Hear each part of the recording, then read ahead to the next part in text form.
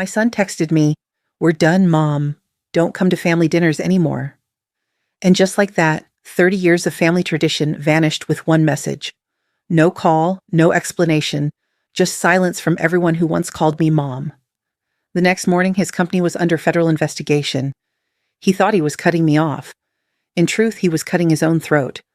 What Scott Moore didn't know was that I'd been collecting evidence quietly, patiently for 3 years.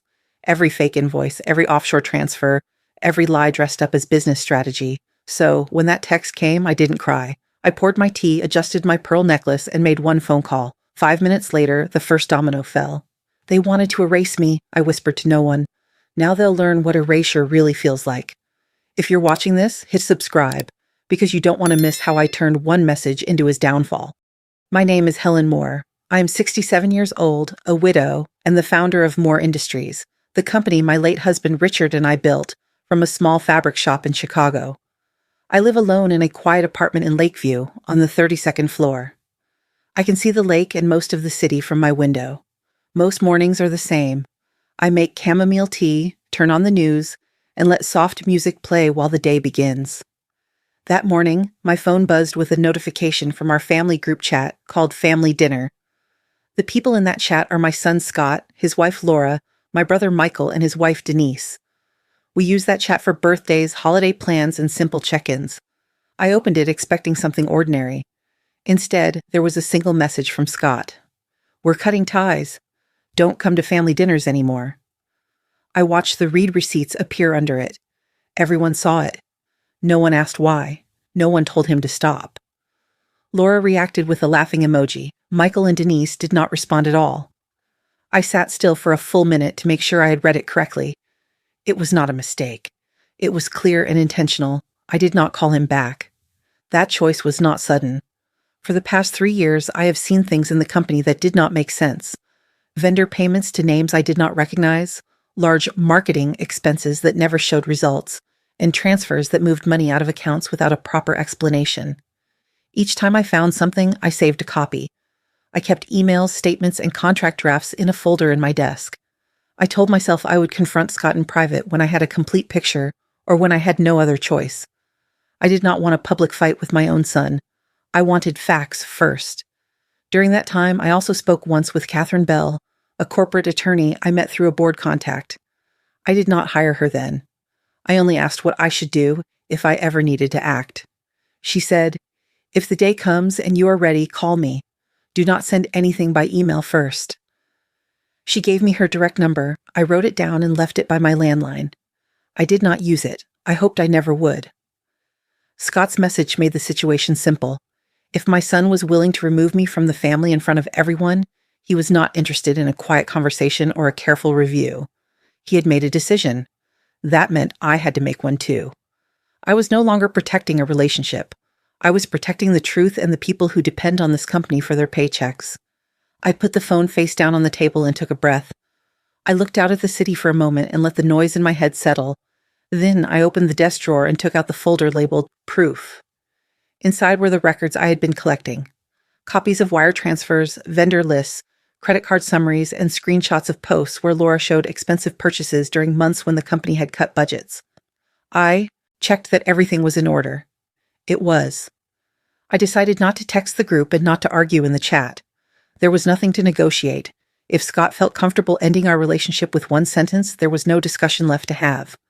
What I could do, and what I was prepared to do, was follow the process Catherine had outlined for me. I walked to the counter and picked up the landline. I still keep it because important calls are easier to hear on it, and the number next to it was Catherine's. I dialed. It rang twice. Catherine Bell speaking.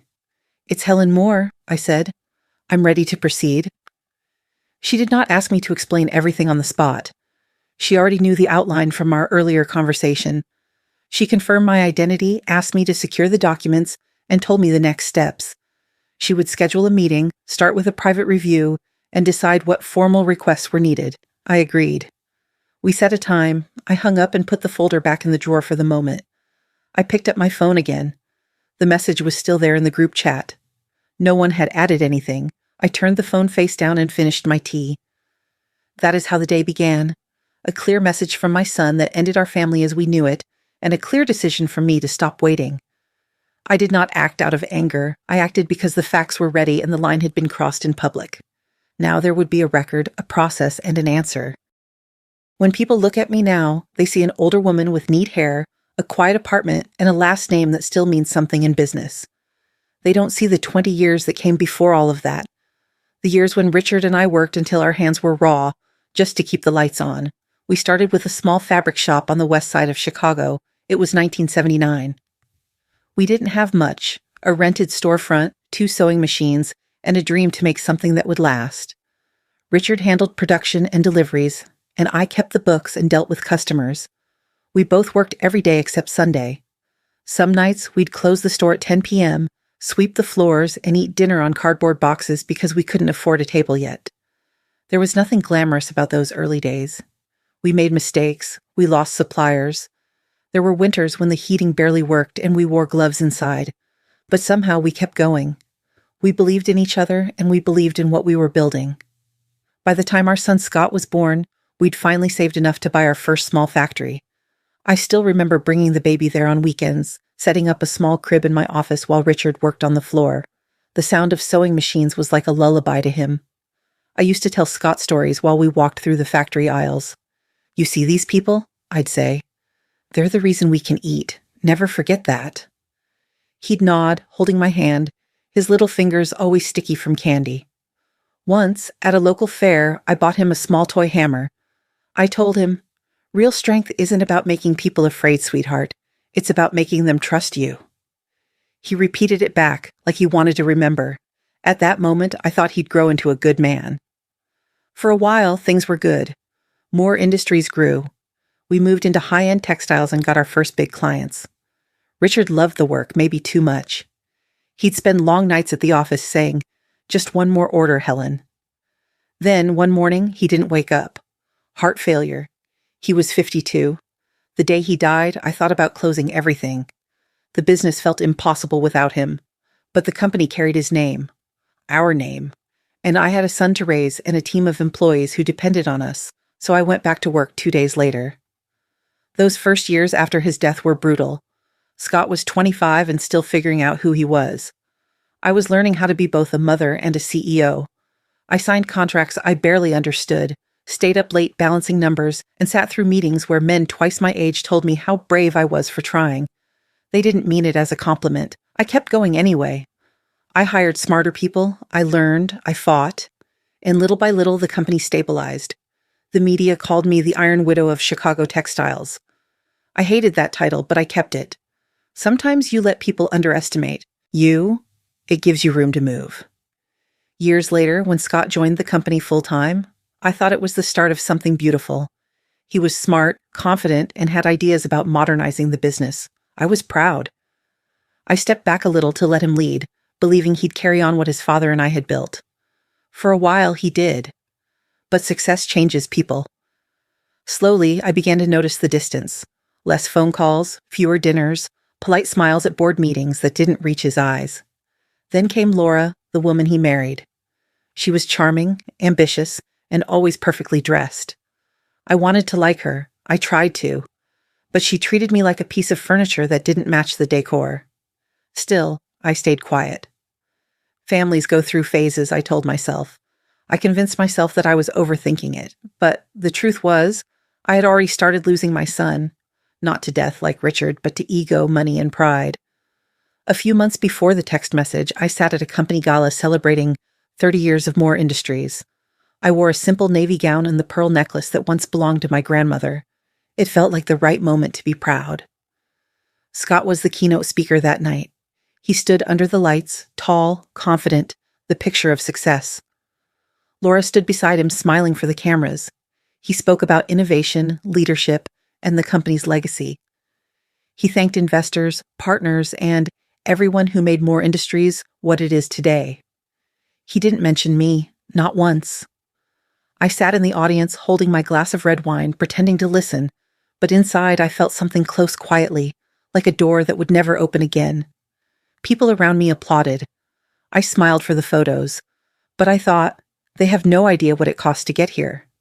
Every contract signed under a flickering lamp, Every payroll I covered with personal savings.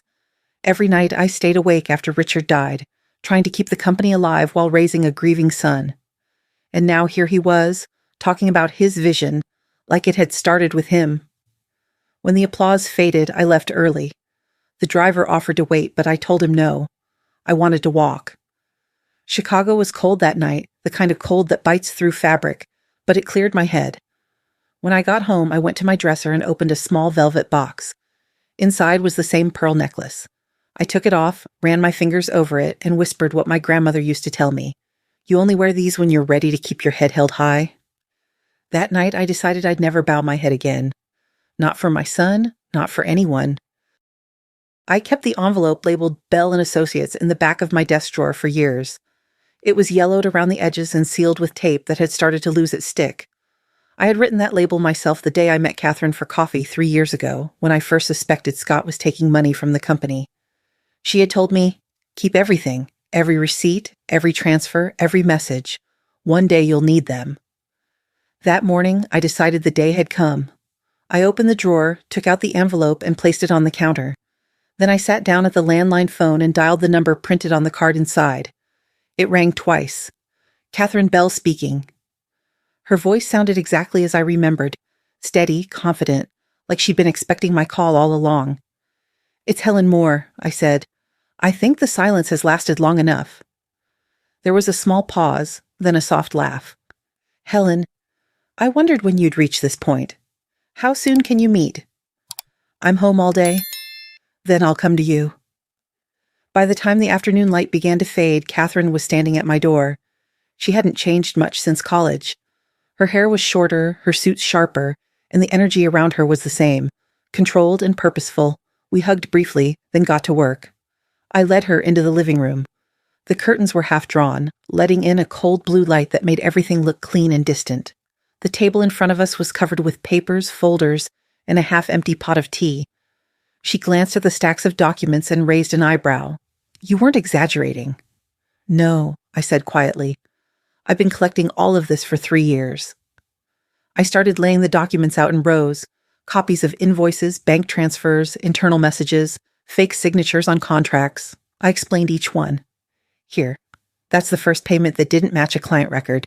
And these are personal purchases charged to company accounts. Jewelry, travel, designer clothes. Laura handled most of the spending. Catherine nodded as she scanned each page. Her calm focus made me feel steadier. You did everything right, she said. You waited, you gathered proof, and now you have enough to expose them completely. I stayed silent because I wanted to believe they'd stop, I said. I wanted to think it was just a phase, bad judgment, not greed. But they didn't stop. They just got bolder. She looked up from the papers, her expression sharp but sympathetic. Then it's time to stop them for good. I poured us both a drink. Nothing fancy, just the open bottle of red wine from the night before. She lifted her glass slightly. Helen, she said, this isn't just payback. What we're about to do will be studied. People will remember it. It's not revenge, it's a case. I gave a small laugh, the first one in days. You always had a dramatic streak, Catherine. No, I'm serious, she replied, smiling back. Women like us don't get many chances to write history. Let's make this one count. The room went quiet again. Outside, the sky was turning gray, the city lights beginning to flicker on across the skyline. From the window, Chicago looked peaceful, unaware that 2 women in a quiet apartment were about to shake a foundation built on lies. Catherine gathered the papers into neat stacks, already organizing them in her mind. I'll take these and start the process, she said. Financial audit first, then legal notice. Once we begin, there's no turning back. I know, I said. That's why I called. She gave me a look that said she understood everything I wasn't saying. As she stood to leave, I stayed seated, staring out the glass window. The city lights reflected in the glass, 1,000 small sparks moving through the night. It looked calm, but I knew better. Beneath all that order, there were always undercurrents, invisible until they broke the surface. Catherine touched my shoulder lightly before walking to the door. Rest tonight, she said. Tomorrow we start. When the door closed, I was alone again. I looked at the faint reflection of myself in the glass. An older woman, quiet, composed, but far from finished. The silence in the room wasn't heavy anymore. It felt like the moment before a storm breaks. The morning after Catherine's visit, I made a list of the people I still believed might stand with me. It was a short list. At the top was my brother, Michael, who held 10% of Moore Industries. He had worked with Richard and me in the early years, handling logistics. We hadn't spoken much in the past year, but I thought maybe he'd listen. I called him just before noon. He answered on the third ring. "Helen," he said, his tone careful. "How are you holding up?" "I've been better," I said. "I wanted to talk to you about Scott." There was a pause long enough to tell me exactly where this was heading. "Helen, listen," he began. "Scott's doing fine. He's made the company more modern. The investors are happy. Maybe it's best not to stir things up." I almost laughed. Stir things up. That's what they call it when you try to expose a crime inside your own family. "So you've spoken to him?" I asked. "He called yesterday," Michael said. "He told me you're upset, that you're under stress. He said it's better if you step back and let the younger generation handle things." I took a slow breath. "Michael, did it ever occur to you that maybe he's not telling you the whole truth?" "Helen, please," he said softly. "I don't want to take sides. You know I love you, but Scott's really carrying the weight of this business now. Let's not make this harder than it has to be." Not taking sides always means you already have. I ended the call politely, thanked him for his time, and sat for a few minutes in silence. Then the phone buzzed again, a message from Denise, his wife. "Helen, honey, I just wanted to say, Scott only wants you to rest. You've done enough. You should be grateful. Let him have his turn." Grateful. I stared at that word until the letters blurred. Grateful for what? For being erased? For raising a son who now treats me like a problem to manage? I didn't reply. I turned the phone face down and looked toward the corner of the living room, where the folders from last night still sat stacked neatly on the glass table. For a long time, I just watched the sunlight moving across them. Each folder was labeled contracts, transfers, internal messages, charity fund misuse. They weren't just documents anymore. They were proof that the people closest to me had chosen comfort over conscience. Later that afternoon, I reopened the old family dinner group chat. I hadn't looked at it since the message that started all this. I scrolled upward, slowly.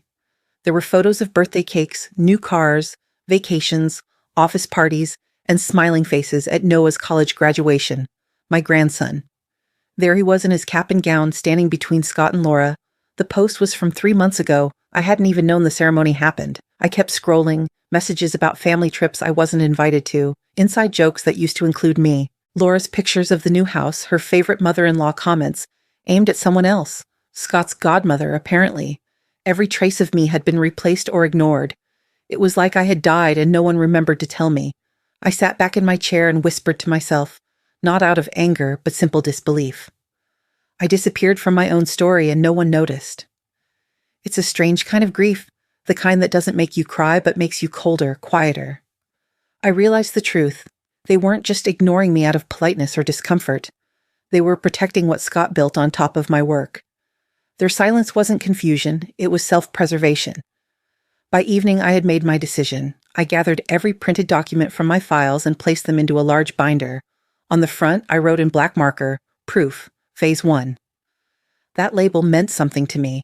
It meant this was no longer about family arguments or emotional wounds. It was about evidence, clear, traceable, undeniable. I printed out copies of the text messages, including the one that started everything. I placed them in the front sleeve. I added Michael's call notes and Denise's message to the back, not because they proved guilt, but because they proved silence. I placed the finished binder in my desk drawer and locked it. Then I stood by the window, looking out at the city again. The sky was dark, the lights below glowing steady, each window holding another life, another story. I wondered how many of them were built on quiet betrayal. After a while, I said it out loud, not to anyone, just to the room itself. Their silence is complicity. And for the first time in years, I didn't feel alone when I said it.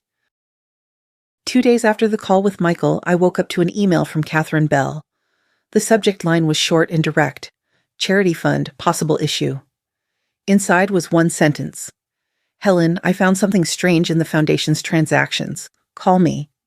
I called her immediately. Talk to me, I said. There's a $50,000 withdrawal from the charity fund, she replied. It was transferred to a luxury boutique last month. The payment description says marketing expense, But there's no invoice, no vendor record, nothing. It's clean on paper, but it smells wrong. I let out a quiet breath. Hermes? She paused. How did you know? Laura posted a picture yesterday, I said. New handbag. Captioned it, Charity Fund Takulka Gratitude. Catherine was silent for a moment, then she laughed once. Short, sharp, without humor. That's bold, or stupid. Both, I said. After the call, I opened my phone and searched for Laura's post.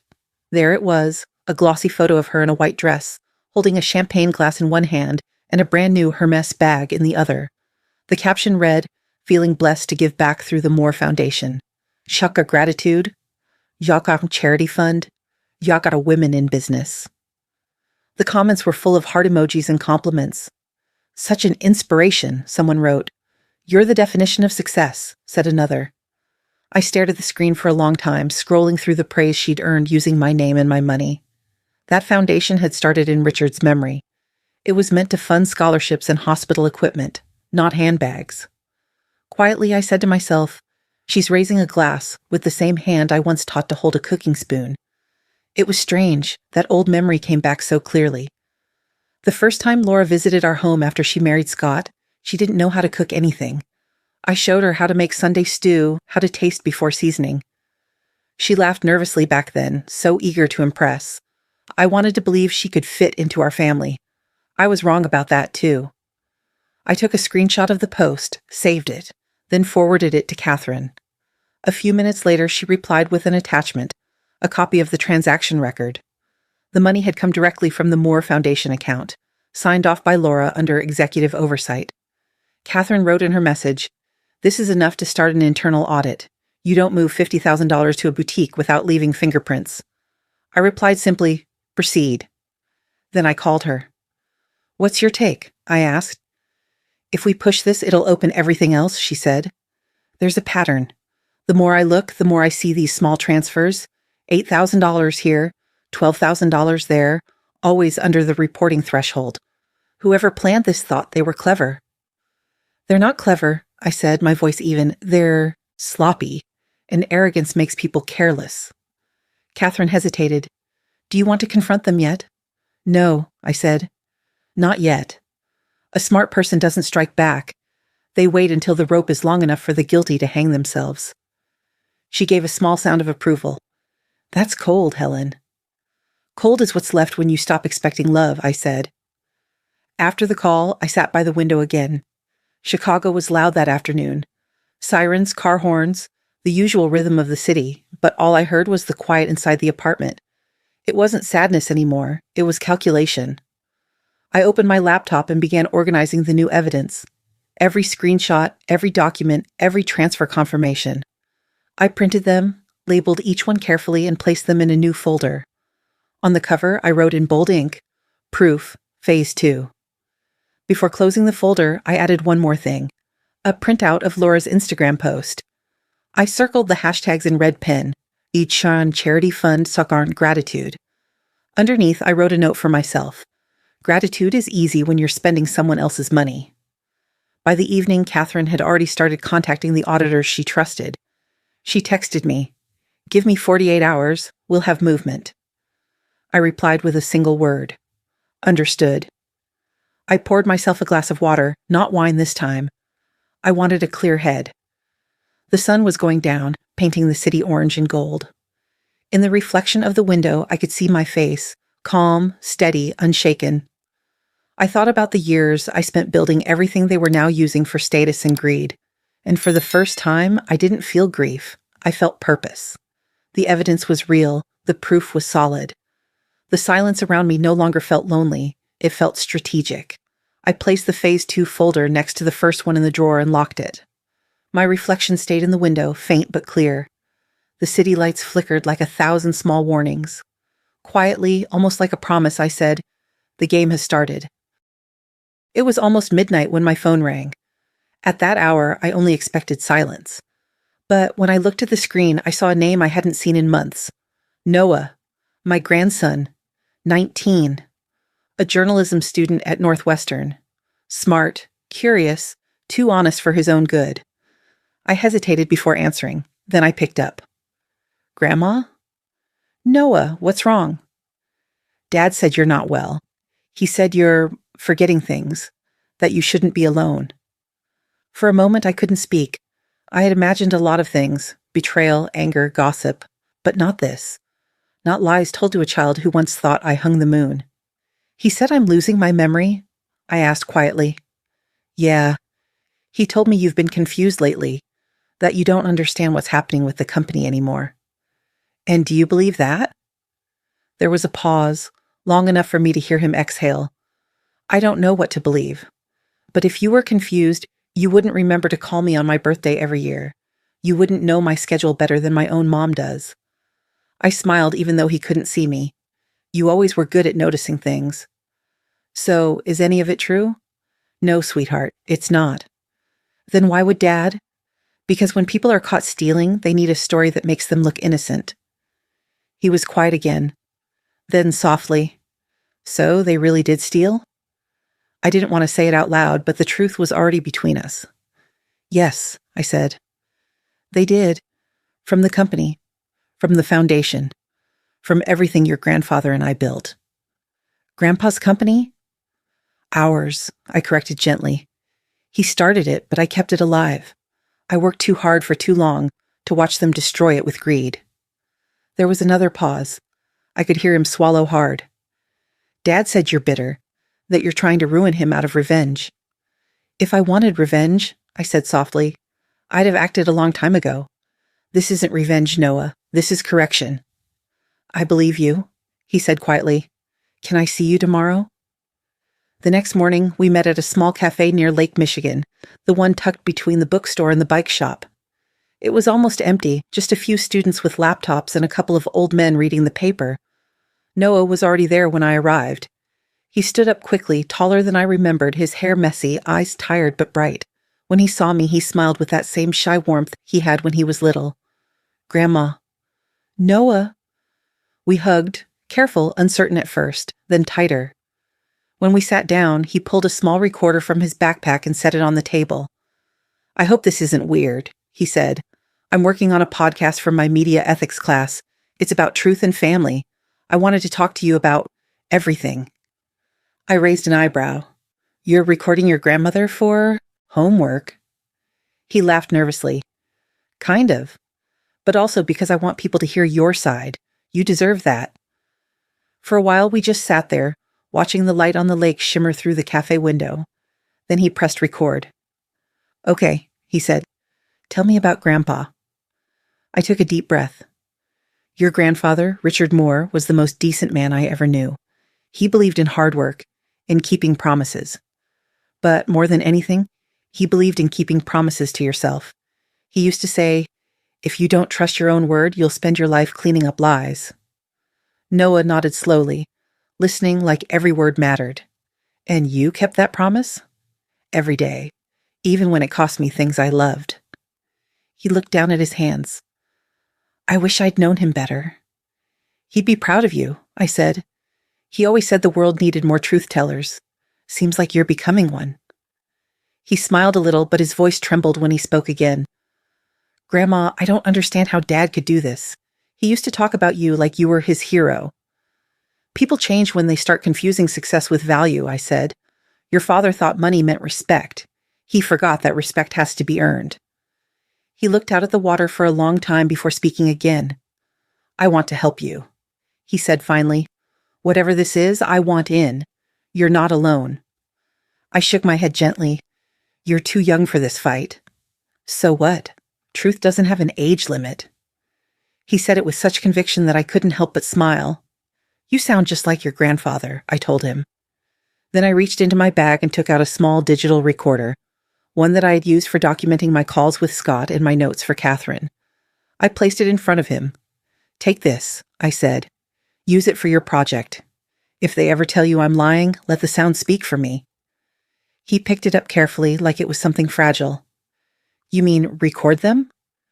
No, I said. Record truth. However it comes to you. That's what your grandfather meant when he said to keep your word with yourself. He stared at the recorder for a long moment, then nodded. I'll help, Grandma. I'll be careful. but I won't stay quiet." I reached across the table and took his hand. His fingers were cold, but his grip was strong. "You're brave," I said softly, "but promise me one thing. Don't do this for me. Do it because you believe it's right." "I already do," he said. We sat like that for a while, neither of us speaking, just listening to the sound of the lake outside and the low hum of the cafe. When he finally stood to leave, he hugged me again, longer this time. "I'll call you tomorrow," he said. "I'll be here," I replied. When he walked out, I stayed seated looking at the small recorder sitting in front of me, the backup one I'd brought for him now gone. For the first time in a long while, I felt something I hadn't felt since Richard's death. Trust. A single tear rolled down my cheek, but it wasn't from pain. It was from relief. I wiped it away and whispered to myself, almost like a prayer, "I'm not alone anymore." The report went out on a Thursday morning. Catherine's message came first. "Internal committee briefed, audit in progress, expect reaction within 24 hours. She didn't have to explain what reaction meant. By that afternoon, it started. The first call came at 3:12 p.m., Scott Moore. I let it ring. I was reviewing documents for Catherine, writing notes in the margins of her printed report. When it stopped ringing, the phone buzzed again. Same name, same tone. By 3:30, he'd called 7 times. At first, I thought he'd stop. He never liked repeating himself. But this time, he did. Over and over. The calls stacked up one after another until they blended into a single, endless vibration. I didn't answer a single one. It wasn't that I didn't want to hear his voice. It was that I already knew what it would sound like. Defensive, manipulative, pretending to care while trying to fix his own mess. The difference this time was simple. I wasn't playing that role anymore. By 5 p.m., there were 23 missed calls. By 7 p.m., 41. By midnight, 63. Every few minutes, the screen would light up again, Scott calling. When I didn't pick up, the voicemail started. Short, frantic, uneven. "Mom, what's going on?" "You can't do this." "We can talk about it, please. Just pick up." "This audit is a misunderstanding. Tell them to stop." Each message came faster, his voice cracking more with every attempt. The irony wasn't lost on me. When I used to call him, birthdays, family dinners, quiet check-ins, he'd let it go to voicemail. Weeks could pass before he'd return a single message. Sometimes he didn't respond at all. Now, the same silence he'd once given me was driving him mad. I turned off the phone at 9 p.m. and placed it on the table. The apartment was still except for the faint hum of the refrigerator and the sound of rain starting against the window. There was something strangely peaceful about the moment. The chaos was out there, not here. I poured myself a glass of water, sat down, and watched the city lights blur in the rain. Each flash of lightning lit up the phone for a second, reflecting Scott's name on the dark screen before it faded again. It was like watching a heartbeat that didn't belong to me anymore. I could imagine him pacing his office, phone in one hand, voice raised, trying to reach Catherine, trying to call the board, trying to control the narrative. He was probably blaming someone, anyone, other than himself. That was his habit. He would never understand that this wasn't happening to him. It was happening because of him. Before going to bed, I wrote a short entry in my notebook. I've kept journals for years, not for emotions, but for facts. Facts age better than feelings. I wrote, Thursday, 9 p.m. Scott called 63 times. No calls answered. Catherine's report filed successfully. Silence maintained.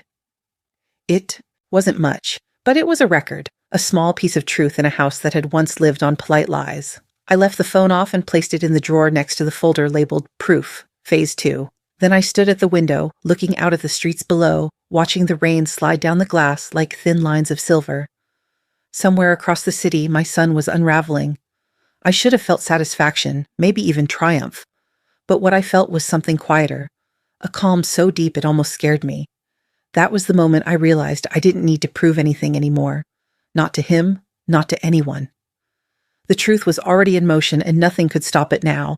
When I turned off the lights, the room went completely still. For the first time in months, I slept without checking my phone, without waiting for news, without wondering if I was doing the right thing. The next morning, I powered the phone back on. The notifications flooded in, missed calls, unread messages, and a few short texts from Scott that read like pieces of panic. Mom, you don't understand what you've done. Please, we can fix this. They're coming after me. I didn't reply. Instead, I took screenshots of every missed call, every message, every timestamp, and printed them out. They went into a new folder. Proof, Phase 3. I labeled it the same way I labeled everything else. Quietly, precisely, without emotion. Then I placed it with the others in my drawer and locked it. For a long moment, I just stood there, listening to the quiet hum of the city through the window. Once upon a time, I said softly to myself, I called and he ignored me. Now he calls and I don't need to answer. I picked up my tea still warm and added one final line in my notebook. Silence can be the most expensive answer of all. It was raining the night Catherine came back. Not a gentle rain, a steady, deliberate downpour that filled the city with sound. The kind of rain that makes you think something important is about to happen. She arrived just after 9, her coat dripping and her briefcase tucked tightly under her arm. I was waiting in the living room, papers spread across the table, the city lights behind me flickering in the wet glass. Long night? I asked. The kind that changes things, she said, shaking off her umbrella. Catherine moved like someone who'd made up her mind long before she walked through the door. She set the briefcase down, opened it, and slid a stack of documents across the table toward me. Helen, she said, I've gone through everything. The audit, the statements, the legal angles. There's only one clean way to make this stick. You have to sell me your shares. I looked at her, surprised but not shocked. Sell them to you? Yes, she said simply. 49.8%. That gives me control of the investigation. Once the ownership changes, Scott can't block the audit. I can go in as an external majority voice, no family ties. He can't claim bias or manipulation. I studied her face, sharp, calm, exact. She wasn't offering charity, she was offering strategy. And what happens after? I asked. After? She smiled slightly. After, we take back what's yours. Not the money, the name, the story. I leaned back in my chair. You always did have a flair for the dramatic. You taught me that, she said, her eyes warm. You told me once back in college that power isn't about shouting. It's about standing so still that everyone else feels the need to move. I laughed quietly. And you actually listened? Every word, she said. We went through the terms together. It was all precise. Clean transfer, full payment held in trust, clauses for transparency, oversight rights. Catherine had thought of everything. You're certain this is legal? I asked. Completely, she said. And irreversible? Once this is done, I have authority to dig deep. Scott won't be able to stop what's coming. I nodded slowly. Then let's do it. The signing took place just before midnight. The rain was still heavy, streaming down the window in silver streaks. The city outside was a blur of red lights and wet pavement. The air in the room felt still, charged. Catherine handed me a pen. For history, she said. I signed the papers without hesitation. There was no sadness, no second guessing, only clarity. When I finished, she signed her part and sealed the file. We sat back, both of us silent for a long moment, listening to the rain. Then Catherine poured 2 glasses of wine. To justice, she said, raising her glass. I lifted mine. To women who don't wait for permission. We clinked glasses, and for a brief second, the weight of the past 3 years felt lighter. The sound of rain against the glass mixed with the soft hum of the city below. You realize what you just did, right? Catherine said with a smile. Most people cling to control when they're scared. You just handed yours away. I shook my head. I didn't hand it away. I handed it to someone who knows what to do with it. She tilted her head. You trust me that much? I don't need to trust you, I said. I trust the truth. And you're the one holding it now. Catherine nodded once, a silent agreement between equals. After she left, I stood by the window, watching her car disappear into the rain. The document sat on the table, the ink still drying on our signatures.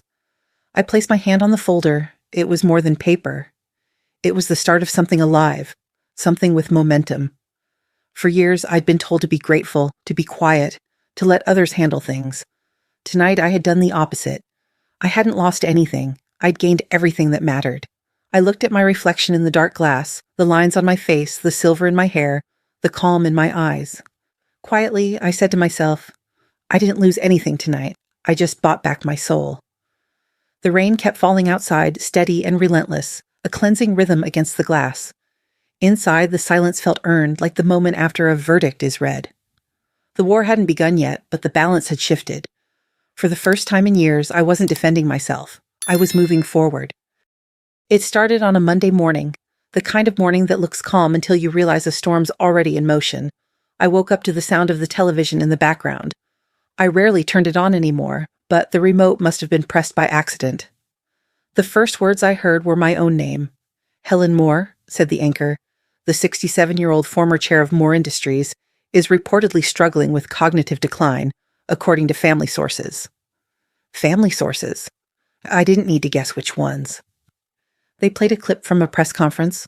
Laura, perfectly dressed as always, standing in front of a sea of microphones. Her voice was calm, her expression rehearsed.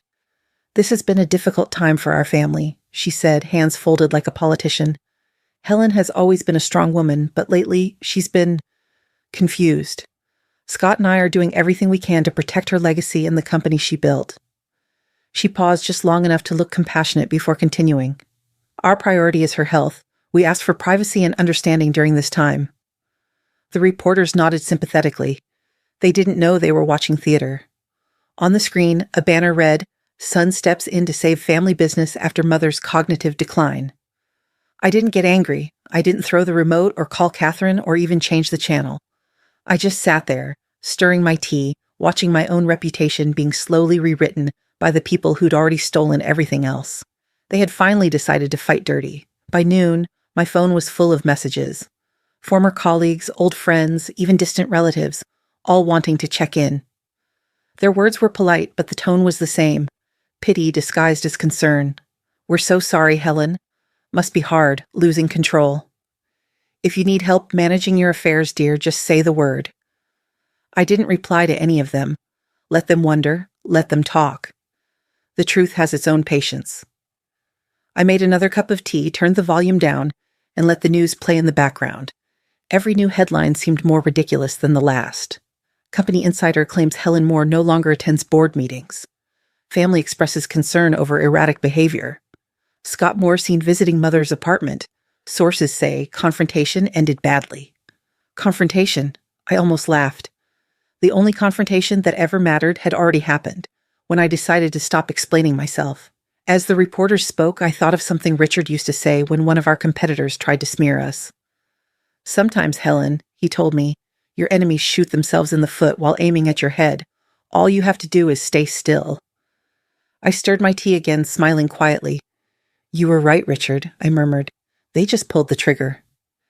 That afternoon, Catherine texted, "Catherine, FBI has officially opened an investigation. Financial Crimes Division. It's public record now." Me. "So they made enough noise for the right people to listen?" Catherine. "Exactly. Their press conference gave us everything we needed. Public attention means federal attention." I could almost hear her voice in those words. Steady, pleased, already 3 steps ahead. I turned off the TV, walked to the kitchen, and refilled the kettle. The apartment was quiet except for the soft boil of water. The air smelled like rain again, heavy, electric. When the tea was ready, I dropped a single sugar cube into the cup. I watched it sink, dissolve slowly, then disappear completely. Sweet and bitter, all at once. That's what truth tastes like when it finally surfaces. I took a sip, looked out the window at the gray sky, and whispered to myself, "Let them talk. The truth doesn't need a microphone." The cube was gone. The tea was clear again. And so was I. The boardroom on the 42nd floor of Moore Industries had never been so quiet. Bright white lights reflected off the glass table, the chrome fixtures, the polished shoes. It looked less like a business meeting and more like a wake. At the head of the table stood Scott Moore, pale but composed, pretending to be in control. He cleared his throat. "We're under attack," he said, his voice tight. "Not from competitors, not from regulators. From within. From people who should be protecting this company." The board members shifted in their seats. No one looked at him directly. They all knew what was coming. They just didn't know when. Then, right on cue, the doors opened. The sound was soft but sharp, a clean click that cut through the silence. Every head turned. I walked in first, with Catherine Bell beside me. We didn't hurry. We didn't need to. The room froze. Scott's voice caught in his throat. Mom? Hello, Scott, I said evenly. You started a family meeting without me. How rude. Catherine walked straight to the table and placed a heavy folder in the center. When she released it, the papers fanned out. Transaction reports, forged signatures, invoices from luxury boutiques, bank transfers from the charity fund. Each page landed with the soft weight of something undeniable. What is this? Scott demanded. Evidence, Catherine replied. Her tone was professional, detached. Documented, verified, and already filed with the Financial Crimes Division. Would you like me to read the totals, or should I let everyone enjoy the suspense? The boardroom was so silent you could hear the hum of the air conditioning. I stepped closer, my heels clicking against the marble floor.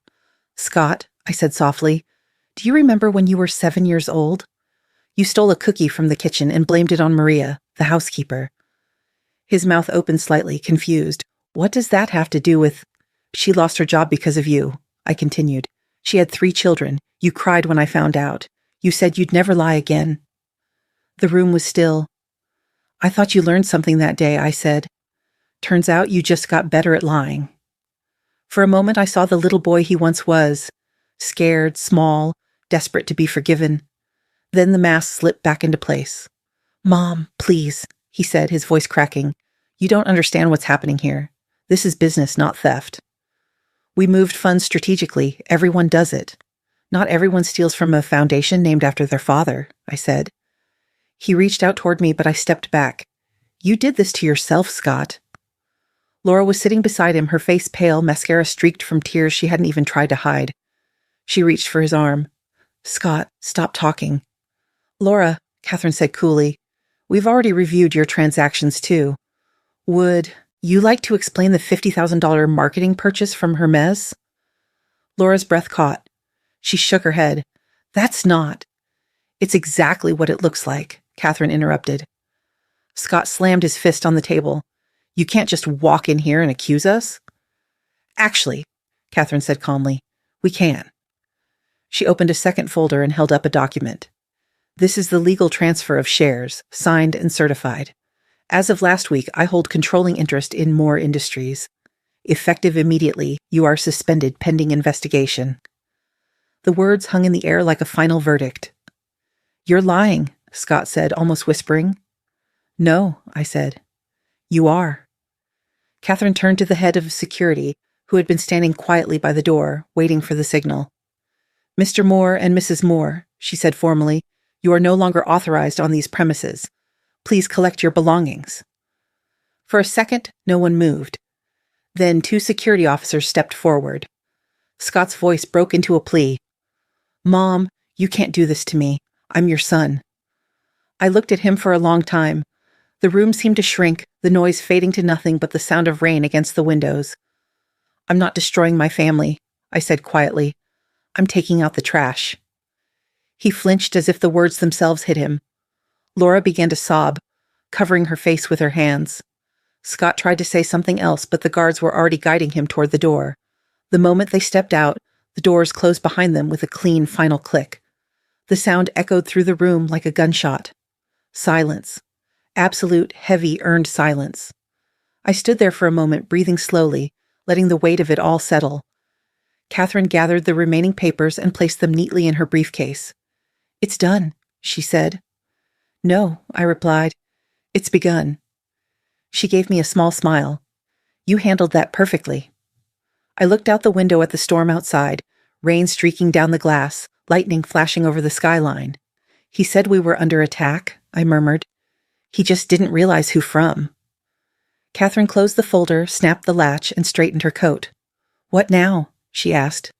Now, I said. We clean up. A week later, the world had changed its tune. The same news outlets that had run Laura's story about my cognitive decline were now running live coverage from Oakwood Hall, where I was scheduled to speak. The press had camped outside since dawn. Reporters lined the marble steps, microphones raised, cameras flashing every few seconds. Catherine stood beside me near the curtain, reviewing her notes. She didn't need to remind me what to say. The truth had always been enough. You don't have to do this, she said quietly. Yes, I do, I replied. If they want to see who I am, I'll show them. When my name was announced, I walked onto the stage. The lights were blinding, the air heavy with the smell of rain and camera bulbs. I took my place behind the podium, the Moore Foundation banner glowing faintly behind me. The flash of cameras filled the room. I waited for the noise to settle before I spoke. "Good afternoon," I began, my voice steady. "For the past week, you've heard stories about my health, my memory, my so-called decline. Today, I'm here to give you the truth. Not rumors, not spin, just the facts." A murmur rippled through the crowd. "Yes," I said. "I am 67. I forget small things sometimes, like where I set my glasses or when I last ate lunch. But I remember what matters.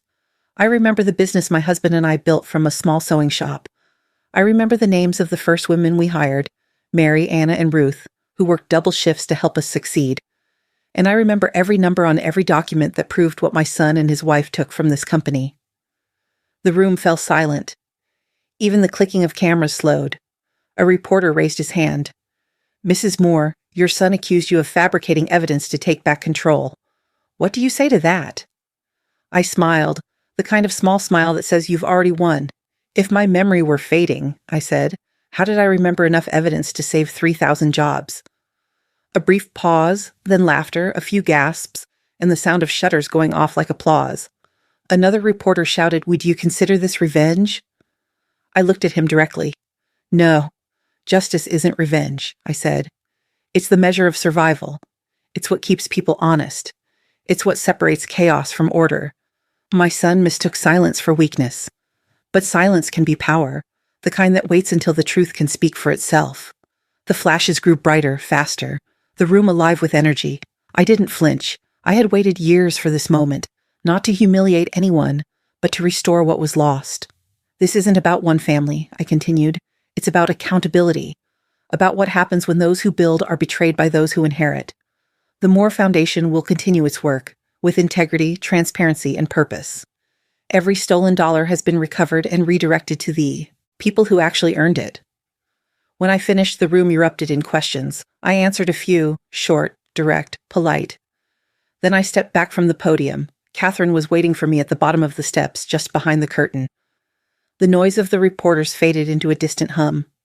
When I reached her, she took my hand and squeezed it gently. "You did it," she said. "No," I said, smiling. "We did."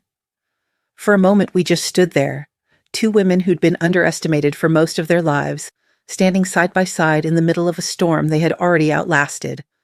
Outside, thunder rumbled faintly. Cameras still flashed through the glass doors, bright bursts against the rain. I looked at Catherine, at the crowd behind her, at the faint reflection of myself in the polished floor. "They wanted a spectacle," I said quietly. "We gave them the truth." And together we walked through the chaos, two women smiling in the storm. The story finally ended the way all stories like this do, not with fireworks, but with paperwork. 2 months after the press conference, Laura Moore appeared on every major news channel. Her hair was darker now, her face drawn. She stood in front of a courthouse wearing a plain beige suit that did nothing to soften the reality behind her. The headline read, "Laura Moore pleads guilty to fraud and misuse of charitable funds." Her voice trembled as she read her prepared statement. "I made mistakes. I lost sight of what mattered. I'm sorry to the families and organizations who trusted me." The reporters didn't clap. They didn't comfort her. They just wrote it down.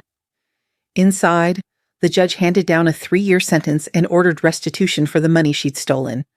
Cameras flashed as the gavel struck. The sound echoed, sharp, final, merciless.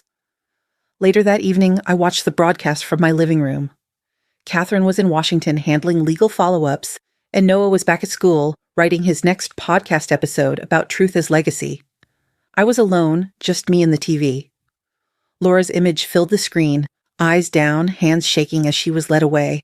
I didn't smile. I didn't feel joy. I just felt still. "It's strange," I said aloud, even though no one was there to hear me. To watch someone who once stood so proud, so certain, now trembling before the same truth she tried to bury. For a moment, I thought of her the way she used to be, standing beside Scott at company galas, pretending she built what she'd inherited, using my name like a shield. I remembered her laughter, her perfume, the way she once called me Mom with that bright, false tone. But memories fade faster than regret. Scott filed for divorce a week after her sentencing. No statement, no apology, no visit. He quietly sold his house and moved to Denver, where no one cared who he used to be. The press lost interest, the cameras turned elsewhere, and just like that, the empire they built on lies disappeared without a sound. I sat by the window that night watching the city lights flicker across the lake. My tea had gone cold, but I didn't mind. I had spent years fighting to be heard. Now, silence felt like peace. People kept asking me if I forgave them. I never knew how to answer that. Forgiveness wasn't the point. Understanding was. They had chosen ambition over integrity, deceit over decency, and I had chosen truth. That was enough. I didn't lose my son, I whispered softly. I just found myself again. The words felt lighter than I expected, not triumphant, not bitter, just true. Somewhere across the city, I imagined Scott sitting in another quiet apartment, staring at his own reflection, wondering when everything had gone wrong. Maybe one day, he'd understand what I meant by survival. I reached up and touched the pearl necklace around my neck, the same one my grandmother had given me, the one I wore the day Scott sent that first message. We're cutting ties. The pearls clicked softly against each other as I moved. That faint sound, delicate, certain, final, felt like a punctuation mark at the end of a storm. Outside, the city carried on as if nothing had happened. Cars passed, lights changed. People hurried home, unaware that one quiet woman had just closed the last chapter of her war. I turned off the television, set my tea aside, and looked out at the skyline one last time before bed. Justice wasn't loud. It didn't come with applause. It arrived in silence, clean, steady, absolute. And in that silence, I finally understood peace. 6 months later, the city looked different, brighter somehow, or maybe it was just me. The Helen Moore Foundation had grown faster than anyone expected.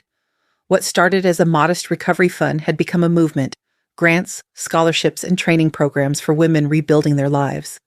The old corporate empire had been replaced by something cleaner, kinder, and infinitely more alive. That morning, I arrived at the Foundation's new training center, a converted brownstone on Oak Avenue. The air smelled of fresh paint and coffee. Down the hall, laughter echoed from one of the classrooms. Today was orientation day for the new accounting and business program, designed for women starting over after job loss, divorce, or years spent raising families. I stepped into the main room just as Maria Santos was giving her introduction. She looked nervous at first, clutching her notes, but her voice steadied as she spoke. 3 years ago, Maria said, I was cleaning office buildings at night to support my kids. I didn't think anyone like me could ever run a business, but the Helen Moore Foundation gave me a grant to take classes. Last month, I opened my own cleaning company. I've already hired 4 women who used to be where I was. Applause filled the room. I felt my throat tighten. When she stepped down, I walked over to her. Maria, I said softly, you've done beautifully. She smiled, eyes wet. No, Mrs. Moore, you did. Without you, I'd still be scrubbing floors instead of signing paychecks. I shook my head. I only gave you a chance, I said. You turned it into a life. Her smile deepened. That's the difference, isn't it? You gave us tools, not pity. Pity doesn't change lives, I said. Opportunity does. After the ceremony, I walked down the hallway, lined with photographs, dozens of them. Each one captured a woman who had rebuilt herself, business owners, graduates, community leaders. Beneath every picture was a short quote handwritten on a brass plaque. I didn't start over, I started right. As I walked, the sound of footsteps followed behind me. Grandma, wait up. I turned to see Noah, camera in hand, adjusting the focus as he walked. He'd grown more confident behind that lens. The once shy boy, now a young man documenting truth, just like his grandfather would have wanted. What are you doing? I asked. Filming a documentary, he said with a grin. The story of the foundation, how it went from corporate scandal to social impact. Working title, The New Legacy. Catchy, I said. He laughed. I've got one last question for the ending. It's the one everyone asks. He lifted the camera and aimed it at me. The red light blinked. Grandma, do you regret any of it? I paused, looking at the walls around me, the photos, the faces, the lives that had changed because of what once broke mine. No, I said. Regret isn't the right word. Then what is? I suppose, I said slowly, I only wish I hadn't stayed silent for so long. Silence helps the wrong people feel safe. Noah lowered the camera for a moment, thinking. "That's powerful," he said. "It's also true," I replied. We walked together through the glass doors at the end of the hall, stepping out into the garden behind the building. The spring sun was warm, the air filled with the scent of lilacs and cut grass. Rows of flowers lined the path, planted by the first group of women the foundation had trained. In the middle of the garden stood a stone plaque engraved with a single line. "Integrity is the seed of every new beginning." Noah aimed the camera toward me again. "Just one more shot," he said. I smiled, straightened my pearl necklace, the same one that had witnessed every chapter of this story, and looked out across the garden. The sunlight caught the pearls, scattering small flashes of light across my hands. "Ready?" Noah asked. "I've been ready for a long time," I said. The camera clicked softly. I turned toward the flowers, the laughter drifting from the classrooms, the hum of possibility filling the air. For the first time in years, I didn't feel like I was looking back. I was exactly where I was meant to be, standing in the middle of something that had survived the storm and grown stronger because of it. The pearls around my neck clinked gently as I walked, each sound small but certain, like punctuation after a long sentence finally completed. The city was still asleep when the first light broke over Lakeview. From Helen's apartment window, the horizon glowed faintly pink, spreading across the skyline like a promise. The apartment looked almost the same as it had a year ago. Same armchair by the window, same china teacup, same polished wood floors, but everything inside it felt different now. The silence wasn't heavy anymore. It was calm, earned. Helen sat by the window, a soft robe draped over her shoulders, hands wrapped around a cup of tea that steamed gently in the morning light. Noah sat beside her, camera resting quietly in his lap. They didn't speak at first. They didn't need to. Outside, the city stretched awake. Distant traffic murmurs, the low hum of early trains, the faint call of seagulls over the lake. The sun slowly climbed, painting gold across the glass towers. "It's beautiful," Noah said. "It always was," Helen replied. "We just had to get quiet enough to see it." He smiled, turning the camera on, but didn't record yet. The light coming through the window was perfect, soft, real, forgiving. After a long silence, he asked the question that had been waiting between them for months. "Grandma, do you think Dad ever regrets it?" Helen looked out toward the lake, the reflection of sunlight catching faintly in her pearl necklace. For a moment, she didn't answer. When she finally spoke, her voice was gentle, not bitter, not sad, just honest. "Maybe," she said. "Maybe he does. But that's not my story anymore." Noah nodded slowly, understanding. He lifted the camera, hesitated, then asked, "Do you want to say anything for the ending?" Helen smiled, small, peaceful, the kind of smile that comes when the weight has finally lifted. She looked into the camera, eyes steady, and said quietly, "Justice is not revenge. It's peace." Noah didn't move for a moment. Then he nodded, lowered the camera, and turned it off. The screen went black, but the light in the room stayed warm and alive. They sat together in silence, sipping tea, watching the sunlight fill every corner of the space that had once felt like a cage. Outside, the lake shimmered, calm, endless, reflecting the new day back at them. Helen leaned back in her chair, feeling the warmth of the cup in her hands, the soft rhythm of her breathing, and the faint clink of pearls against porcelain. Every sound, the quiet hum of the world waking, the heartbeat of the city, the gentle movement of tea in the cup, blended into something peaceful, something complete. This was the ending she had fought for. Not applause, not revenge, but stillness. The camera on Noah's lap caught the last frame by accident. The reflection of sunlight glinting on Helen's pearls as she gazed out the window, serene and unshaken. It was the image of a woman who had lost everything once, only to find herself again, stronger, clearer, unbreakable. The frame lingered, then faded to white as the city beyond bloomed into full morning. The storm was gone, the story was over, and in the light of that final dawn, all that remained was peace.